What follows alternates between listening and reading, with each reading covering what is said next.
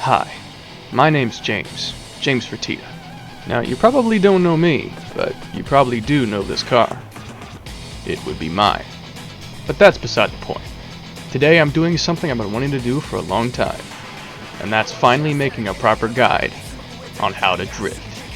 And not only will I teach you how to drift, but I'll teach you even more than the Drift Bible did. Things like drifting in an FF, all-wheel drive, in the rain,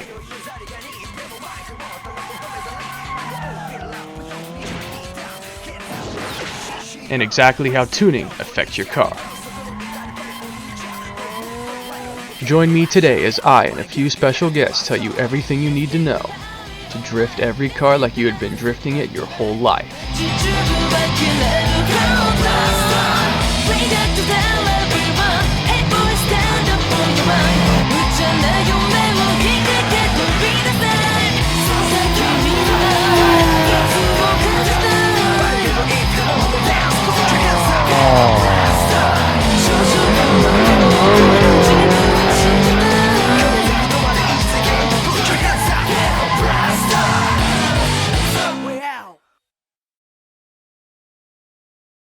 So how and where should we start?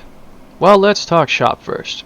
Now, I think it goes without saying, but having a car that fits your driving style is key to getting anywhere. Now, it doesn't have to be good, as I've proven multiple times drifting the most unlikely of cars, but let's assume that you're not a psychopath like I am.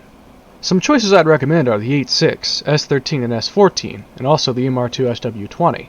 You've also got some other options like the FC, FD, or even the R32. If you want to go even more alternative, you could pick the Starion S12 or even an AA63 Silica. But don't let the vast sea of choices overwhelm you. You want to pick one car you like and stick to it. Seasoned professionals like myself can jump from car to car and barely feel a difference, but let's assume that you're not one of those people, because otherwise, why would you be here? Unless you just like listening to me, but I doubt that. But either way, the only way to find out which car is best for you is to simply drive as many as you can and pick the one you resonated with most. It might take a while to find the perfect car for you, but trust me, once you do, it is worth it. But for our purposes and demonstration, let's just take my car. For this basic demonstration, we're going to be taking my 8.6. Right now, before getting into any specifics, all I want to do is give some basic pointers. One of the questions I've been asked for the longest time by so many people is, how do you drift so smooth? Well, by 3 tricks. First of all is the right techniques, listening to the force in your wheel, and intuition. You can't expect to just stomp on the brakes and flick the wheel into the turn to make a drift. That's just stupid. You've got to initiate the drift smoothly, and then to keep it smooth, listen to the forces in the wheel. It's a really difficult thing to describe, but to anyone who's done it, you'll know exactly what I mean. Basically, as you're countersteering, there's going to be a force kind of going against you. What you want to do is manage that force in such a way that you can keep it pretty much constant and slowly eases up as the turn ends. If you do that just right, then you should come out completely smooth with zero wobble. Now this is where the intuition thing comes into play. So one of the hardest parts of drifting is actually knowing exactly when to stop your countersteering. At the end of this corner you can see I return to neutral kinda slowly, but at the end of this one I return to neutral almost immediately as soon as I'm facing the exit. This is something I can't really explain, and you kinda just have to feel for yourself, and that's why I call it the intuition part. An undescribable amount of factors can influence this, such as speed, angle, initial countersteer, so on and so on, and it all kinda depends on the car. To drive that point home, let's take the FD. When I'm driving the FD, there's a very distinctive difference in the way the force feels compared to the 8.6. And this is what I was talking about when I was mentioning the car you should choose. You want to pick a car that your natural senses are best attuned to. And as you continue to drive that car, you'll lay the base foundations for your driving sense, instincts, and intuition. And after you've mastered that car, then that's when you can start doing what I do.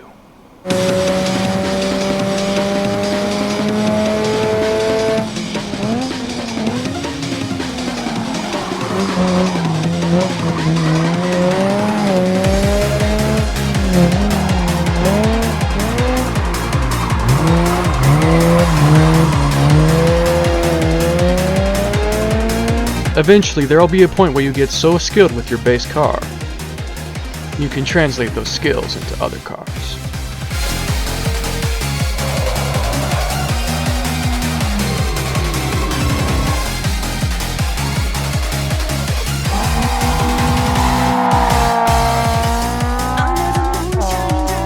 And that's about it. Build basic, consistent skills with your one main car and then transfer them to other cars. Now that we've covered the basics, let's get a little bit more specific. One thing that always irked me about the Drift Bible was the complete lack of mentioning FF or even all-wheel drive. Both these drivetrains, while not ideal, can still drift, and I'd like to show you how.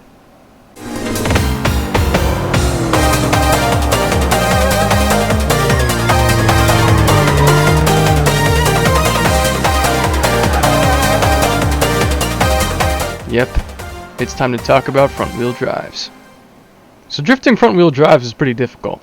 Although, of course, this largely depends on the car's physics. Some of them are really easy and some of them are a pain in the ass. Take this Integra for instance. I can very easily drift it with a bit of feint and lifting off. But this EK9 just completely understeers. So choose your car wisely here. Now as for the general front-wheel drive drifting technique, I like to use a combination of the lift-off, feint, and braking drift all kind of at once. That and of course, liberal e-braking. And don't let anyone ever tell you that using the e-brake makes you bad. Those people are dumb. And probably don't even drift themselves. I feel like quickly mentioning it now that things like the e-brake and shift lock are not noob techniques. They're just another part of your toolbox. Use them. That being said, let's check out this demo of me in the EK9.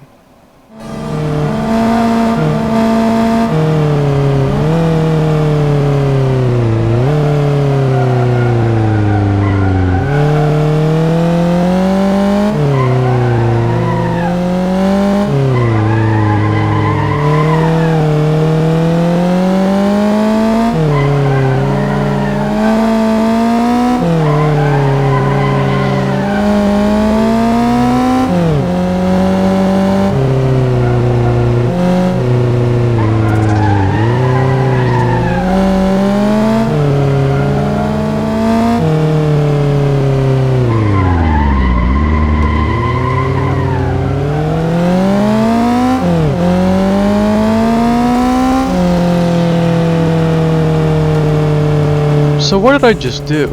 Well, I initiate drifts by giving quick handbrake taps and then turning. After that I countersteer and add a slight bit of throttle depending on how much I'm actually drifting. Close observers might have noticed that I only really go full throttle once the wheel is pointed forward. In a front wheel drive, imagine that you're yanking the car along as you hit the throttle. In that regard, you want to yank the car on the angle you're going, but not so hard you completely straighten it back out. And once again, intuition kind of comes into play here, as you can't really know exactly how much throttle you need to put down. Now let's see a demo with the Integra.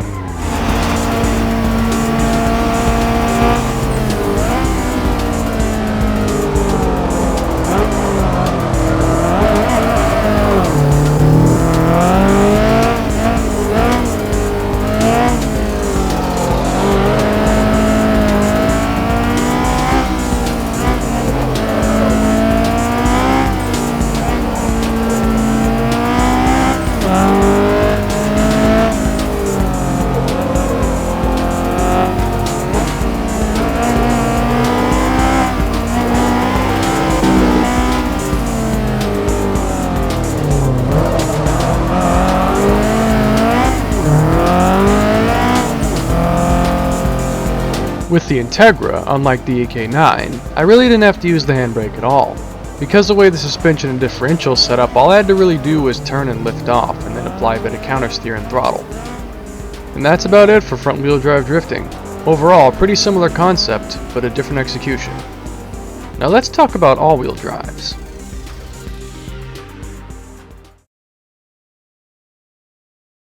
So for this section, I'll be calling upon my lovely friend, Uni.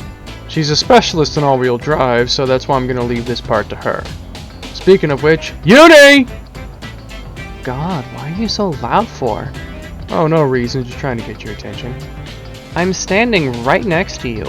I've literally just been standing here the past 10 minutes waiting for you to finally have my segment for this stupid video we're making.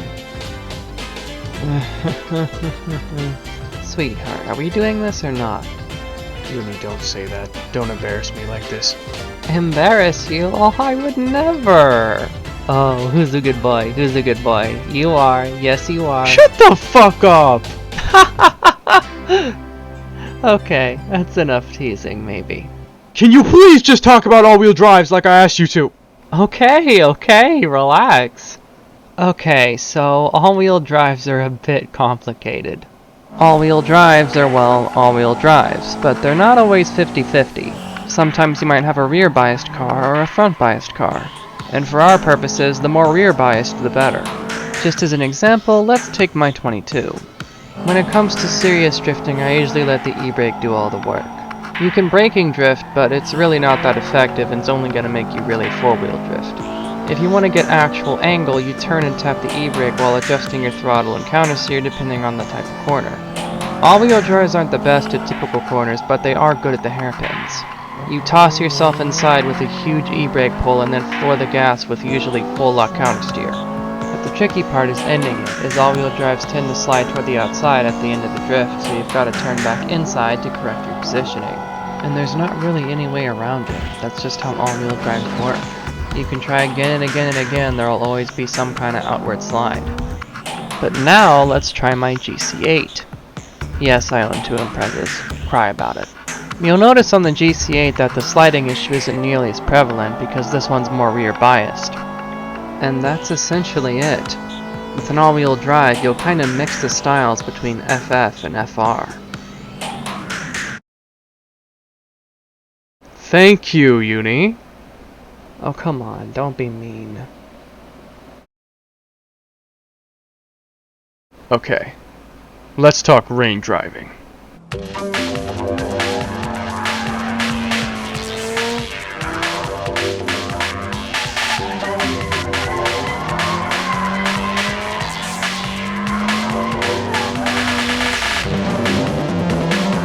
Rain driving is extremely difficult and requires Hang on. Okay, that's better. Rain driving is extremely precise and difficult and requires very delicate motions. Take everything you know and multiply the delicacy of that by tenfold. That's rain driving. In the dry, I'll often brake at 80 to 100% before starting a drift, but in the rain, I barely brake any more than 40. As well as when the drifts actually started, I usually just kind of give the gas little taps to control the angle rather than flooring it and adjusting my steering. Obviously, your approach will depend on the car, tires, and suspension, as well as the drivetrain, so let's check out some other options.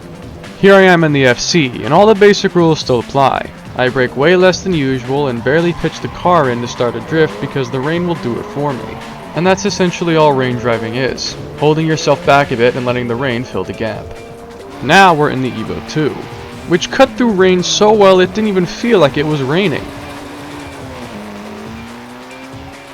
And lastly, we have the EK9, which actually had better results than I expected. It was honestly kind of fun. And that about does it for rain driving. Now I'm gonna get to the thing you probably want to know the most.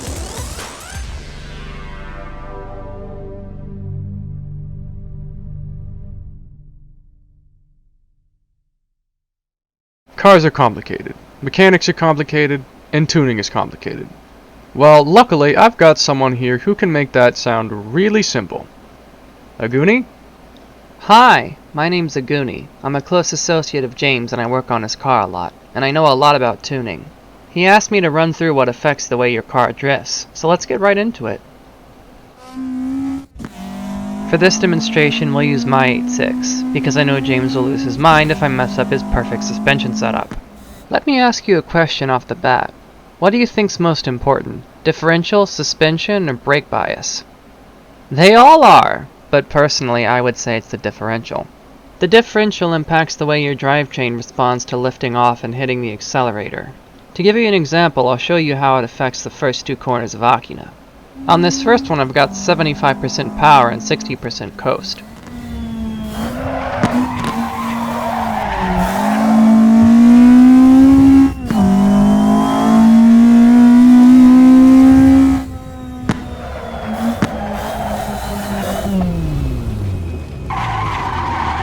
But on this one I've got 100% power and 20% coast.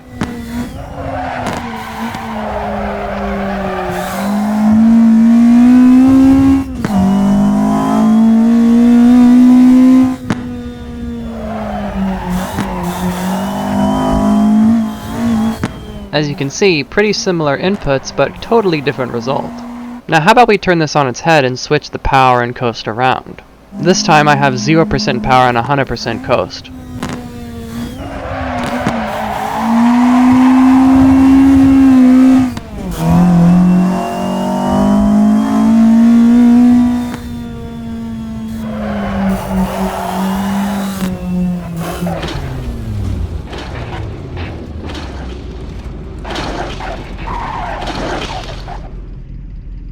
Results are far from ideal. Now let's look at suspension and brake bias. Everyone knows that to drift you usually hit the brakes and hold them through a corner to help make the weight shift. But not everyone pays attention to the actual bias of it. Watch this drift with a 70% bias and then this one with a 90% bias, both on the front.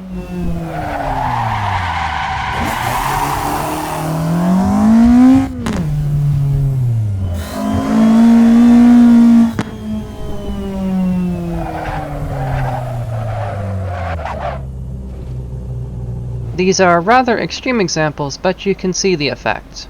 Now how about suspension itself? This is where things get a bit complicated. You've got the dampers, springs, height and bump stops, anti-roll bars. I could go on. And to explain it at this point, I'd rather just have us solve a problem. This is an AA63 Silica, and this is its driver, Daimu Toyama. So, Daimu, tell us what your issues are. Well, I can usually keep the car under pretty good control, but sometimes, mainly in the slow corners, I'll just spin out no matter what I do. Spinning out in slow corners. Let me borrow it and see if I can't figure it out. Sure, go ahead.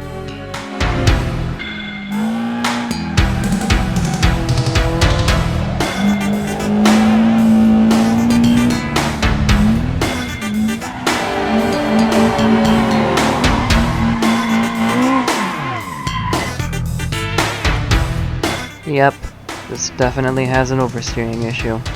For now, let's just start with the differential, but if it doesn't fix it, then we'll mess with the suspension.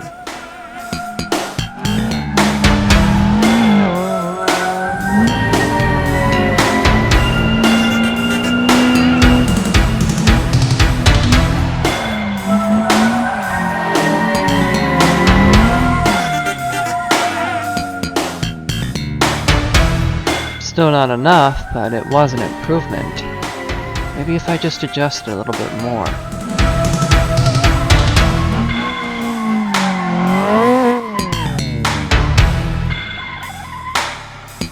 This isn't working. In that case, let's try softening the rear.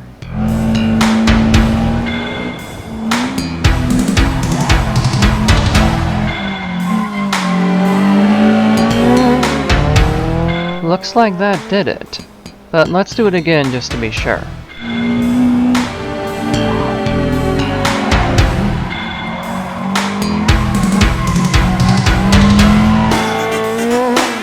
Yep, that did it. Daimu, I fixed your spinning out problem. Really? Yeah, your suspension was too tight. I softened up the rear springs a little bit as well as the roll bar, and after that I could drift through it no problem. That's amazing. Thanks so much. Yeah, now pay up. My service isn't free. That'll be 2 million yen. Just kidding. I think you get the point by now. If your car has unwanted behaviors or you want a new behavior, then just make some subtle adjustments and test. It might take a while, but eventually you should figure it out and get what you want. Okay, I'm done. You can go ahead and finish this up now. Thanks, Aguni. I love you.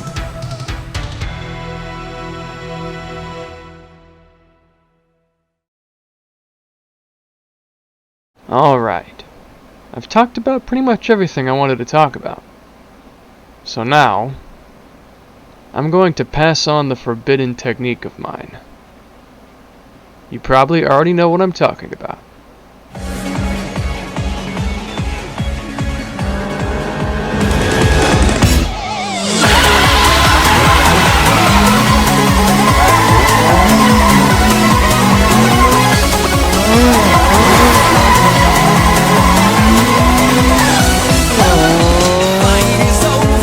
That's right, I'll be teaching you how to pull off the reverse lock.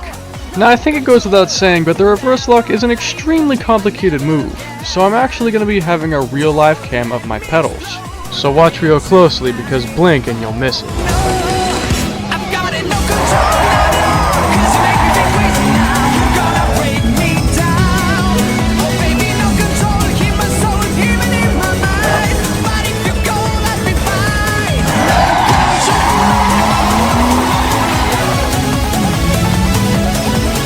The reverse lock takes advantage of the way a shift lock works, just on steroids. Especially when you factor in the little throttle blip that's basically using the engine power to make the drivetrain slow down even more. But I don't think me talking about how difficult it is helping you understand, so let's break it down in slow motion. Heel toe into reverse, but keep your foot where it is as you shift back into first after a second and giving an extra blip, then moving your foot all the way back over and applying throttle and counter steer. And you've got to have top-notch intuition when applying either if you want to come out smoothly. But with any luck, you should do it without spinning yourself out into a wall.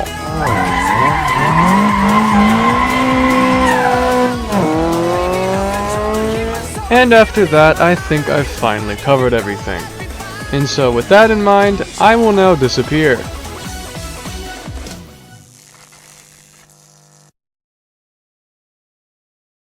Alright, Real James here. I just felt like saying that this video basically killed me, and I've been running off 3 hours of sleep. I can't even speak, I'm so tired. I've been running off 3 hours of sleep for the past 3 days. Just so I could make this video in time before I had to go to work again.